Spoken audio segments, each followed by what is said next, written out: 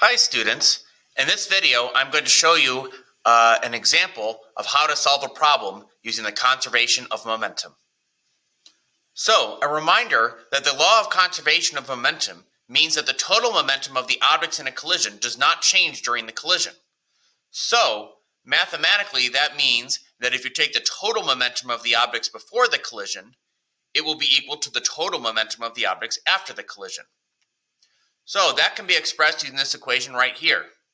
The sigma, right, means sum, so the sum of all the initial momentum equals the sum of the final momentum. So let's take a look at example problem number 2. The problem says this: a car driving 10.0 meters per second south collides with a truck that is driving 8.00 meters per second north. They become fused together during the collision. The masses of the car and truck are 1,200 kilograms and 14,500 kilograms, respectively. What is the velocity of the car truck immediately after the collision? Now you notice this is a perfectly inelastic collision because the car and truck stick together after the collision. So that means that you can treat them after the collision as if it was one massive object rather than two separate objects with the same velocity. But honestly, the math will turn out the same either way. So one of the first things I like to do is to draw a picture. You notice in the picture that the car is going in the opposite direction of the truck. Since the truck is going north, I gave the truck a positive velocity, and since the car is south, I gave the car a negative velocity. After all, remember, momentum and velocity are both vectors.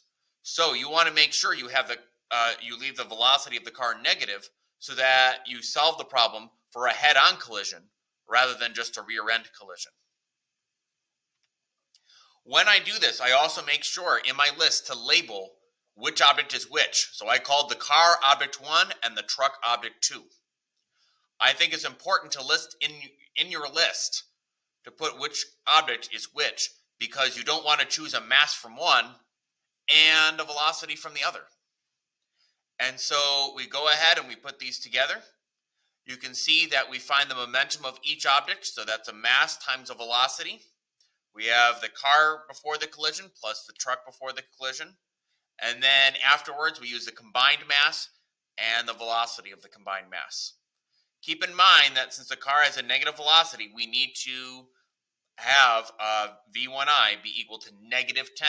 If you leave that as positive 10, you will, instead of negative 10, you will solve it for a rear-end collision rather than a head-on collision like it actually is. So, hopefully this helps give you a better idea of how to solve a problem using the law of conservation momentum. Have a great day, everyone.